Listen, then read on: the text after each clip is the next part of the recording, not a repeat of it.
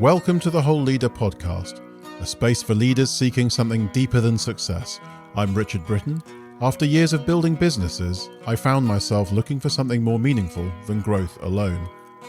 This podcast invites you to explore the work of leading in a complex world, with conversations that delve into the inner and outer work of presence, connection, creativity, and human-centered leadership. Thank you for joining. Today, I'm joined by Camilla Dolan, co-founder of Eka Ventures. Camilla has become a leading voice for a new kind of venture capital, one built on shared value, where businesses create returns by solving real societal problems.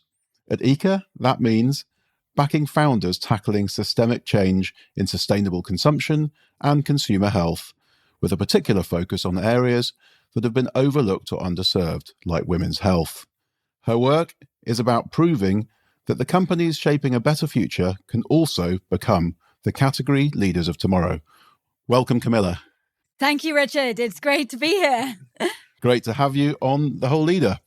So, Camilla, for our listeners, do you want to give us a bit of an introduction about yourself and maybe tell us more about what I mentioned in the intro there about shared value, which really seems to be at the heart of everything you're doing? Yeah, definitely. So maybe for people that haven't come across the concept of shared value, I can sort of explain what that is. So shared value was a concept initially coined by Michael Porter in an article in 2011, which described how he viewed the future state of the economy and how you could reinvent capitalism for businesses to do both societal impact in parallel with creating economic value. John, my business partner, and I had been sort of trying to figure out what was the sort of shape of commercial impact investing and how to articulate it. And when we first read that, we felt he articulated it better than we ever could have done from scratch, describing how you can build leading companies with sustainability and societal benefit in parallel with commercial benefit. And through doing so, you could change whole sort of economic structures. We'd started to come across this idea in an early investment we made into a business called Gusto, which was focused on personalized grocery. The founder of Timo sort of described his vision for what the future of grocery looked like. At the time, supermarkets had 1% to 2% sort of operating margin, and the food system has 30% food waste. When he looked at that 30% food waste, he saw an amazing margin opportunity and felt that if you could use technology to reduce that food waste, then you would be able to reinvest that into higher quality food at lower prices, at better margin. And we think that's a really fantastic example of shared value. When we first made that investment, it sounded incredibly speculative at the time. They were sending out a few thousand boxes, doing a few 100,000 of revenue. That business is now doing over 300 million annually in the UK, really profitable and helping people to eat in an affordable, nutritious way on a daily basis.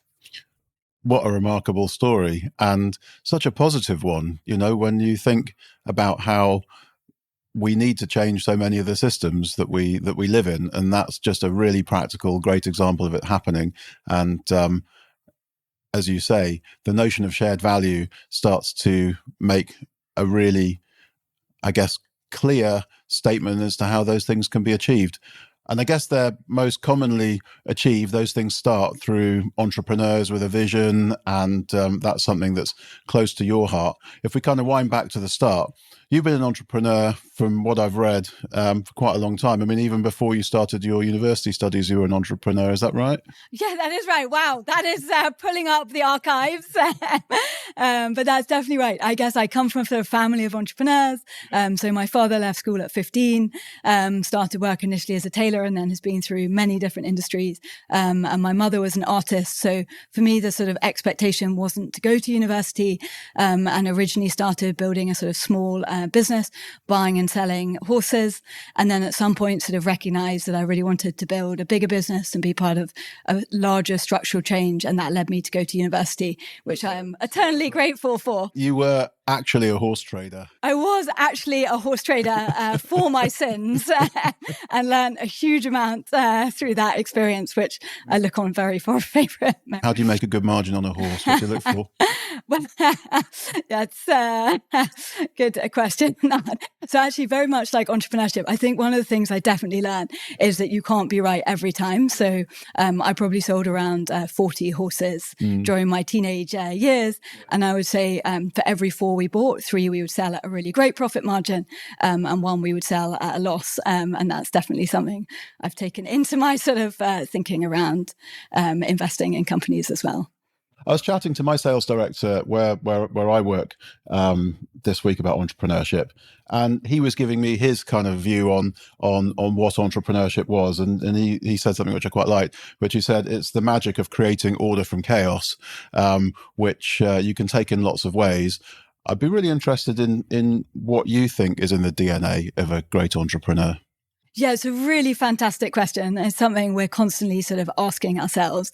I think probably the biggest thing is the entrepreneurs, I guess, that inspire us the most, and we believe sort of go on to build really big businesses, are ones where they believe what most other people at that point in time think about as impossible. And taking it back to that example of sort of Gusto and personalized grocery, I remember doing the market sizing at the time. And at the time, they were in a category called food boxes. And that market was extremely small. And when we sized up that market, I came up with a very small market. Timo came up, the founder came up with a very big market.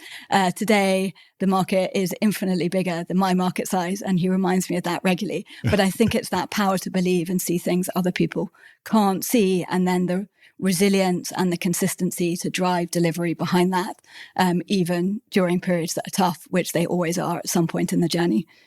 So the vision to see things that others can't, and then the focus to deliver it. And you're right with the food boxes. I mean, you see them advertised on the TV all the time now, don't you? And it's become a thing, and it wasn't a thing 8-10 years ago. 100%. And so many families I know are now eating those when they were non-believers at the start. Absolutely. And so after the horse business, you did decide to go to university. You went to Oxford and you studied law.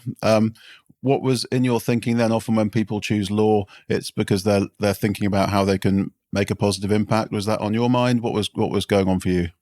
Yeah, great question. So I was really fortunate to get into Oxford to study law.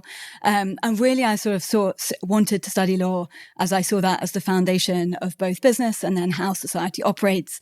Law at Oxford is called jurisprudence. So it's very philosophically based all around sort of systems and how the sort of economy operates. And from Oxford, your first job was working at Bain, I think. Is that right? Yes. Yeah. And you were working in sort of financial services related technology. And from what I've read, you got to work in a few different places. So you were in Japan and you were in the US. And as I was doing my research, the question that I wanted to ask you was how working in those different cultures in the early stage of your career has sort of exposed you to the way different people work in different places and different cultures. What do you remember from those days? Yeah, great question. So I started my career at Bain. So I spent 5 years there. My first day was the start of the financial crisis. So actually the day Lehman Brothers crashed, always ingrained in my mind. And so saw a real spectrum. On the one side, spent about a year in Ireland working on the Irish banking crisis. And that was juxtaposed with 6 months in San Francisco, just as the sort of mobile era came out and having businesses like Uber and Dropbox come into the office and describe their vision for the future. So all about growth, whereas the other side, it was all about sort of managing a crisis situation. So really learned a lot about different mindsets, different attitudes, and the ability of technology to change industries and entrepreneurs.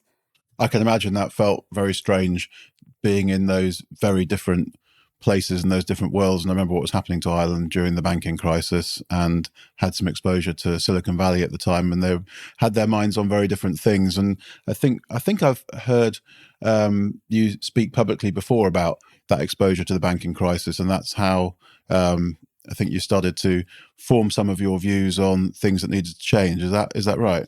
Yeah, that's definitely right. The Irish banking crisis was a very revolutionary moment for me. So we set up the call centers to help people manage paying their mortgages through that time so they didn't lose their homes. And I really experienced firsthand the impact it has on individuals' daily lives when a system goes wrong, and wanted to focus my career on investing in companies and to move a system forward so that in the future, those companies help people live healthy, happy lives rather than lives ladled with debt. Yeah, I remember the banking crisis clearly a long time ago now. It's quite sobering, isn't it, when the system doesn't support, the consumers in the end that it's supposed to, and it's all gone horribly wrong. Horrific. Yeah. And I think it really is the individuals that get impacted when that system goes wrong. And I think the Irish banking crisis was the best example of, or a very good example of that. Yeah, totally. And so something after that changed for you, because you left Bain, didn't you? And you went into venture capital, which is going to bring us up to what you're doing now. And that's where we first met, when you were at MMC. Maybe we can talk just for a minute about that change for you, because you were working on setting up call centers and working on the technology, and then within a couple of years you were trying to spot the winners in that technology space. Yeah, it was definitely quite a transition. I think I was really fortunate at the time I spent in San Francisco, which really opened up my mind to what entrepreneurship was, to meet all of these people that believed they could change that system in a positive way. They could build the companies that defined the future. So when I came back to the UK, I really wanted to be part of building that system for the UK. Mm-hmm. Met John, who I know was fortunate enough to invest and be on the board of CloudSense. Who described his vision for building the UK's leading venture firm. Really wanted to sort of join him on the journey and learn from him, and Bruce and Alan, the co-founders of MMC. And then fast forward a few more years, and we get to the start of your journey at Eka with John. And I think you'd raised your first fund in 2021. Yes, we closed our first fund, £68 million fund, in 2021. And it seems to have gone from strength to strength. I gather you've now got, 123 million under management at the moment, which means things must be going well. Maybe you could tell us about the categories, the areas that you've chosen to invest in, because Eka's got. We've talked about shared value, and you've explained how you kind of got to this point through your work in the banking crisis about wanting to make a difference to systems. You've been very kind of clear cut in what you've chosen to invest in. And am I right in thinking sustainable consumption and consumer health are the two areas? Yes. So within shared value, we're really focused on sustainable consumption, consumer health. We think those are two enormous opportunities to create shared value. Sustainable consumption, 90% of emissions start in sort of consumer supply chains. So that's all about decarbonizing those big consumer supply chains, mm-hmm. trillions of dollars of opportunity there. And consumer health, which is about shifting our healthcare system from a treatment-led reactive system into a proactive, preventative healthcare system. Mm-hmm. Again, 10% of global GDP is spent on healthcare, so much economic opportunity as well as societal opportunity there. And I think I've heard you talk about sort of the difference between the work you're doing and what big companies are doing around their ESG targets and how they're trying to sort of clean up their acts. Let me talk about that for a minute, because the work that you're doing is not about helping businesses sort of incrementally improve. It's about sort of changing the game entirely, I think, isn't it? Yeah, 100%. So it's a great question. So we separate out impact or shared value and ESG. So we think about impact and shared value as being, what does the company do? So if that company is successful, what is the change that it's going to drive in the system? Mm-hmm. So going back to that sort of food box example, that should drive greater sustainability through the food supply chain, reduce wastage, reduce CO2 emissions associated with food, and also improve nutrition and health. The ESG side of it is focused on governance. Mm-hmm. So that's more around does the company have good environmental policies? Does it have good governance? We think that's important too. We encourage all of our companies to have good sort of ESG governance. Mm-hmm. But what we're actually focused on is driving this sort of system level change. Yeah. I think our listeners would be really interested to hear about some examples from your portfolio of where this is happening now. You talked about Gusto, which I just know from personal experience, that's from a past investment and a previous business. So today in Eka, maybe you can give a couple of examples of the businesses that you've invested in. So one really great example is Flock Health. So Flock Health is the UK's first CQC regulated provider of AI delivered diagnostic and treatment plans for lower back pain care. The founders of that business had this vision that AI would be able to deliver high quality healthcare in a way that was comparable and could be benchmarked to traditional healthcare. And so they've really lent into regulation as they've developed out that solution. So most recently, Flock Health has been used in Cambridge. They had a 12-week wait there at Cambridge. Lower back pain care services had a 12-week waiting list. Flock Health in a week was able to reduce that down to less than 50%. And even more excitingly, 88% of patients that use Flock have had their issues solved and they haven't had to go back into the healthcare system.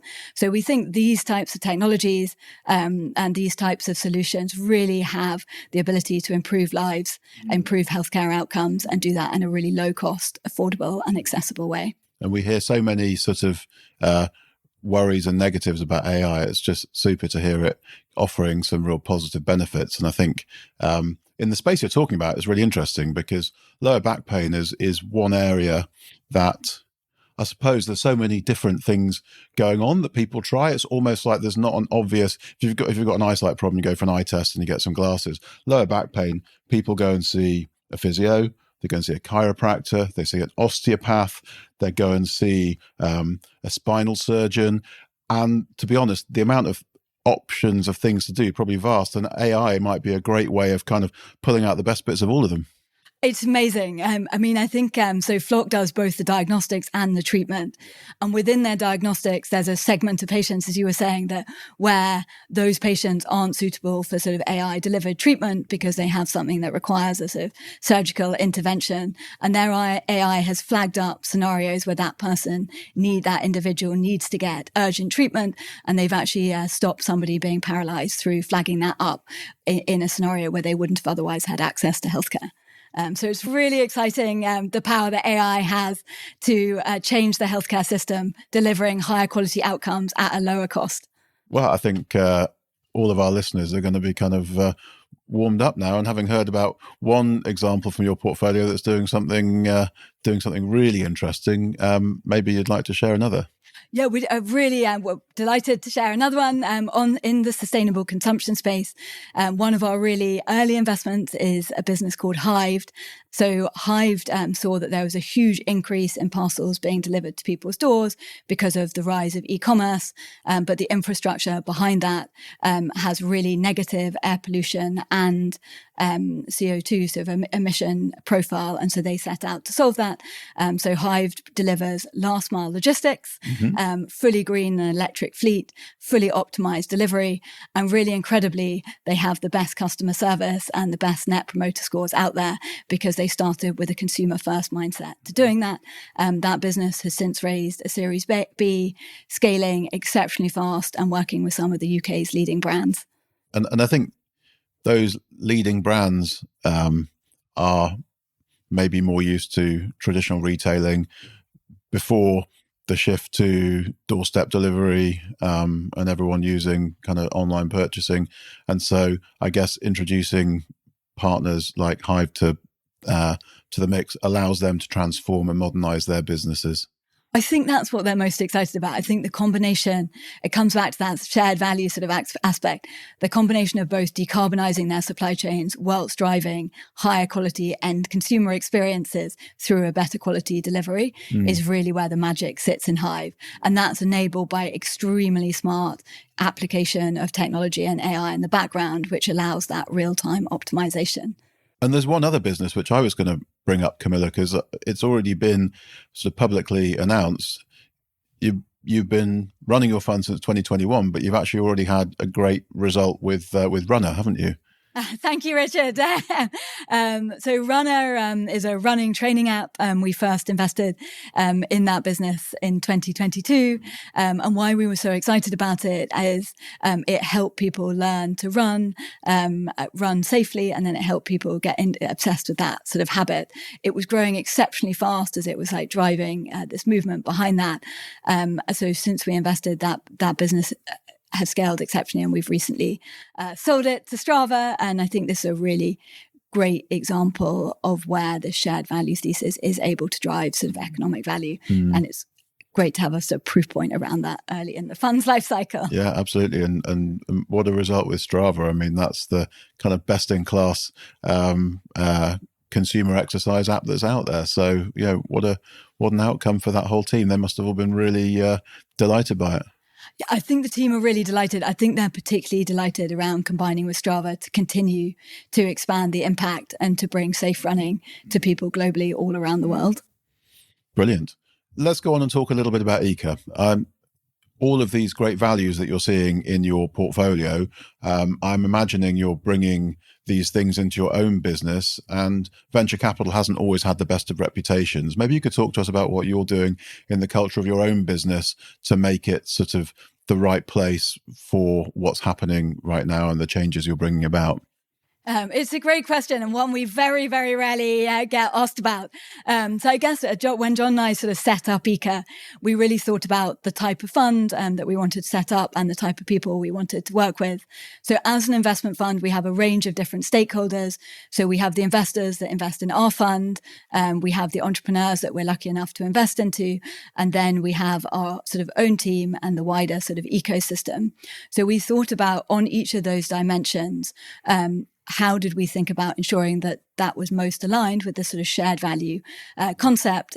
So when we think about where we've sort of raised capital from, we've been really fortunate to raise capital from individuals like yourself who are sort of mission aligned and want to help build a positive system. And then people like Guys and St. Tommy's and Better Society Capital, who are all trying to move this positive system change forward. On the entrepreneurial side, a key part of our process when deciding to work with entrepreneurs is we run something called a leadership assessment process, which is trying to understand that individual in more detail, what motivates them, what drives them, and why they want to drive towards this system change. And we think that helps us find and get the opportunity to work with those entrepreneurs that do want to drive that change. And then from an internal perspective, we've sort of built a very diverse team. So we have 60% women within the team. We thought quite carefully about things we would do and wouldn't do. So for example, when we were raising the fund, we made a decision not to hire interns as we couldn't pay them properly. And we felt that that would be an example of something that perpetuates inequality, as it would only enable people who could afford not to be paid to sort of work with us. So we sort of tried to make these conscious decisions through that. And then we've invested really heavily in the infrastructure to help support our companies improve their impact practices alongside their ESG practices when working with a range of different sort of third parties on that, including going through the B Corp process ourselves. And then in terms of the ecosystem work we do as a fund, we think about success as being making impact mainstream. And so we engage really heavily with organizations like Impact VC, where John, my business partner, is sort of one of the super trainers and on the board of that. Well, it sounds like you're doing lots of great stuff there. And I'm kind of hearing a thread through that venture capital more broadly is earning the right to a positive reputation. Do you think that the industry is moving the right way? Is there more to be done still? So I think there's always more to be done. But I think most people go into venture capital because they believe that entrepreneurship is the route to build a more sort of positive economy and a more positive society. So I'm very positive that the ecosystem is driving towards that. And I also think as a venture capitalist, there is a responsibility that you have to try and be part of that positive system change. Because when you look at the companies that define the economy today, they are companies in the whole that have been backed by venture capitalists. And we anticipate that will continue to be the case in the future. Maybe just for a minute, we can talk about, there's some great examples of companies you've invested in. And actually, you've talked a couple of times about businesses that really achieve some scale. When it all goes right and it goes well, what's the sort of journey that these companies go on to make that system change that you're talking about? Because you invest in them quite early stage, don't you? So we do invest very early stage. We often invest in companies as they're incorporating, as we're sort of very focused on investing in these shared value concepts with fantastic people. So the journey varies by different company type, and we think there's a whole range of different ways that you can build fantastic companies. But the companies that we invest into most typically follow a journey where they achieve certain milestones, and then they go on to sort of raise certain capital. How we think about it internally is, how do you reach your first 100,000 of revenue? How do you reach your first £1 million of revenue? How do you reach your first 10, 50, 100? As we think revenue is a really good milestone of starting to sort of scale into like a large company, and then having the resource to double down on hiring great people and continuing to drive that sort of system change. And sometimes I suppose some of these businesses don't go well in every portfolio. And certainly I imagine you've seen a lot when you've done your founder assessments and you've talked to the leaders. What are the sort of things that go wrong? You know, you've been working in this sector for a little while now. I bet there's some patterns that come through. Yeah, definitely. It's so I think failure is part of the venture capital model and of being an entrepreneur. So we're very comfortable with the concept of failure, and we do really try to think about fund as focusing on how big could this be if it goes right, rather than spending too much time on failure. Although we do think it's important to look at the lessons of failure. So I think failure happens on a spectrum. So sometimes it happens where a founder just doesn't find product market fit. So what they believed or what their thesis was isn't true. That is unfortunate, but it definitely happens. Sometimes it happens because the fundraising market has changed or the environment has changed and they're no longer able to raise capital. And sometimes it happens because the entrepreneur no longer wants to run that business, which is always the case. I guess we really try to avoid. Yes.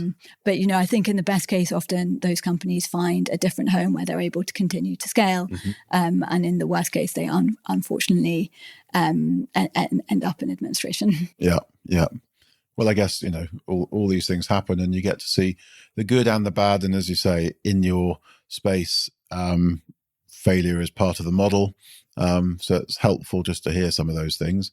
But there's a sector at the moment which we keep in touch. We see each other occasionally, but we don't get a chance to see each other that much. So I follow what you're doing on social media, and there is a sector that seems just very close to the values that Eka promote, and which is going through very positive change. And there's lots of growth in the market, and that's around women's health. And I see you talking a lot about that. It's clearly a topic which, you know, has energized you, and that you are interested in and investing in. Can we talk some more about that, please?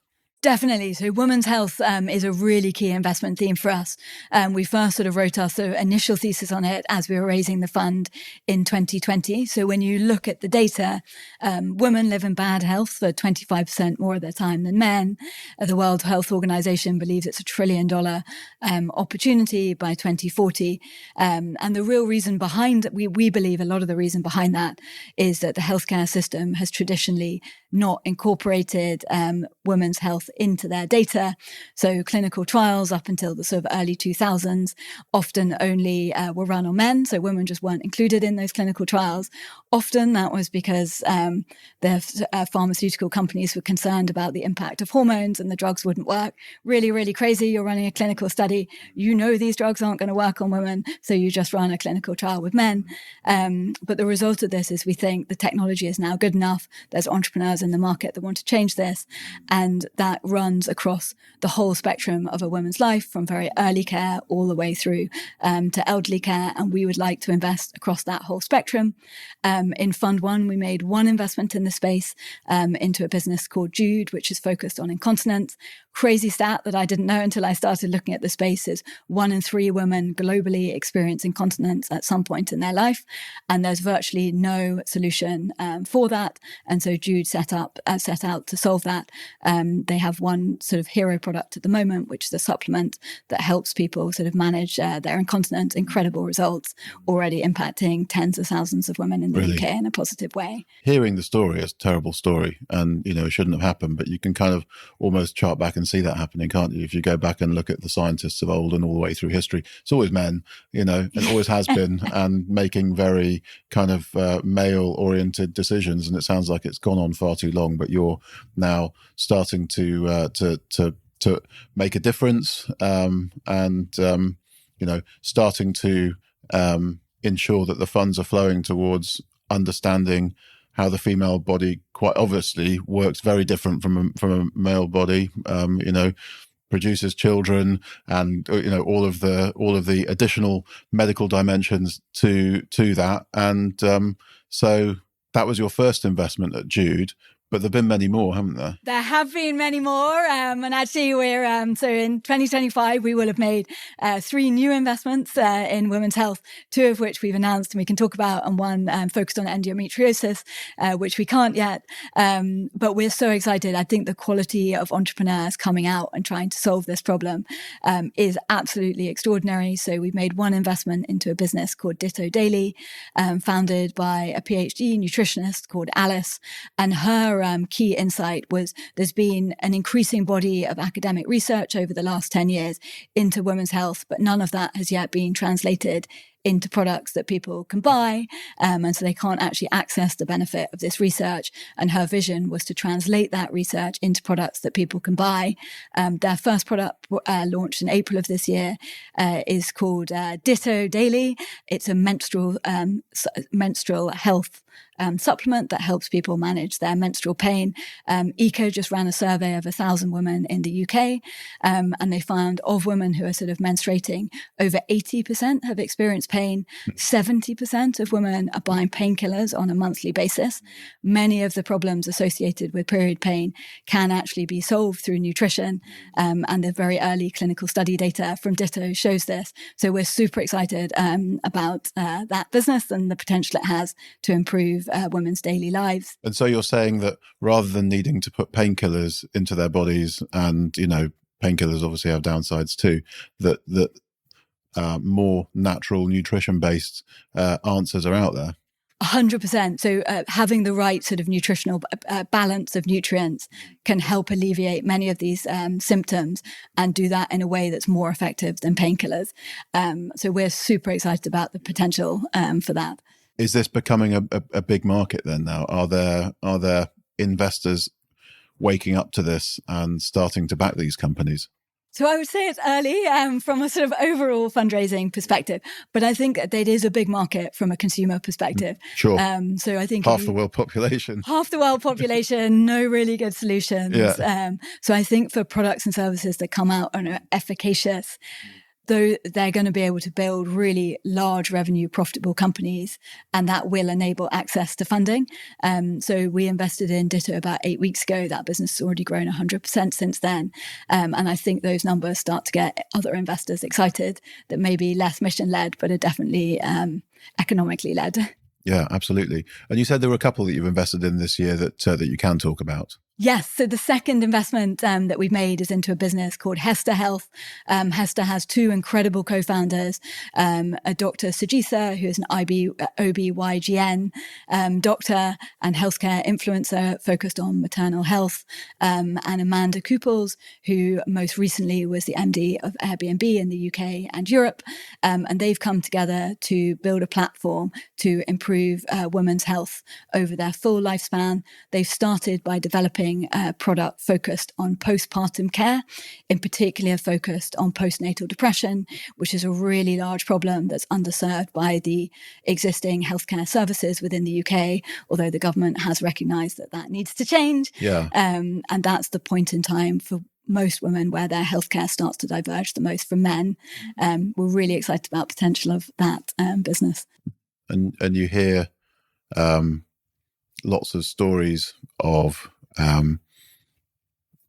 women suffering from postnatal depression after having children, and then doctors not really being able to offer them a solution, and sort of, I suppose, trying antidepressants, and then continuing to have problems for years and years to come. So It's huge. I mean, so the survey that we did found that 78% of people were dissatisfied with the mental health support they received. 78% were dissatisfied in their sort of mental health support they received postpartum. The UK government themselves has sort of recognised it's an 8 billion opportunity, so 8 billion economic loss from postnatal related depression. This is a really huge, huge problem. But maternal services in general, we believe, is a massive opportunity. And you can see it coming through in the healthcare outcomes. So maternal deaths globally have been increasing rather than decreasing. In a world where we have improved access to healthcare, that just shouldn't be the case. No, it shouldn't be. And it shows all sorts of access problems there. And thinking as an entrepreneur as well, you start to imagine the deficit that this brings into the workforce as well. On a sort of very practical level, when women are unable to do their jobs the way they want to because of the impacts of all of these aspects of women's health that your portfolio companies are working on. Hugely. And I think that's one of the areas we definitely see as a potential route to market, is working with employers to ensure that women have great quality support and healthcare, so that when they come back to work off parental leave, they're really able to operate at full capacity. Mm-hmm. Again, a really positive use of your funds and your time and your focus as a business. And I'm sure that our listeners here are going to be able to take a lot away from that and have confidence that these, huge societal concerns are starting to get the focus that they need. Yeah, I believe the wave of entrepreneurs coming out now really has the ambition to tackle these huge opportunities and create amazing businesses that drive this societal value out of the other side. What I love about all of this is it's not just building another app for something. That's sort of the cliche of fundraising in the venture world, to build a new app to do something that's better than Uber or something like that. And this is just kind of in a completely different space, different mindset. And, there's a beauty to it. We hope so. I mean, we get up excited or inspired by the entrepreneurs we're working with every day. Yeah. And that brings me sort of to my final question, really, which is, I'm sure there'll be lots of people interested in this interview, Camilla, and maybe some of them will come to it a bit later. So if someone was listening to this podcast in 5 years' time, what's the thing that you would really like them to take away from it? I think the one thing I'd really like them to take away from it is, if they believe in a system change enough, anyone can make that happen. And entrepreneurship is a route to making that happen. So please do go out and build the companies that you're thinking about and make that help drive that change. Take the agency and just do it. Love it. Yeah, exactly. Better articulated. Yeah. Just do it. Just do it. Yeah. I think that's been used before. But anyway, thank you, Camilla, for coming on the podcast. It's been a pleasure talking to you. Thank you for having me. Thanks for listening to the Whole Leader podcast. I hope today's conversation gave you something to reflect on, whether in how you lead, how you create, or how you show up. If you found this valuable, feel free to share it and subscribe for more episodes. And if you'd like to keep the dialogue going, you'll find more at richards.blog, or connect with me on LinkedIn. Until next time, stay present, stay curious, and keep leading from the whole of who you are.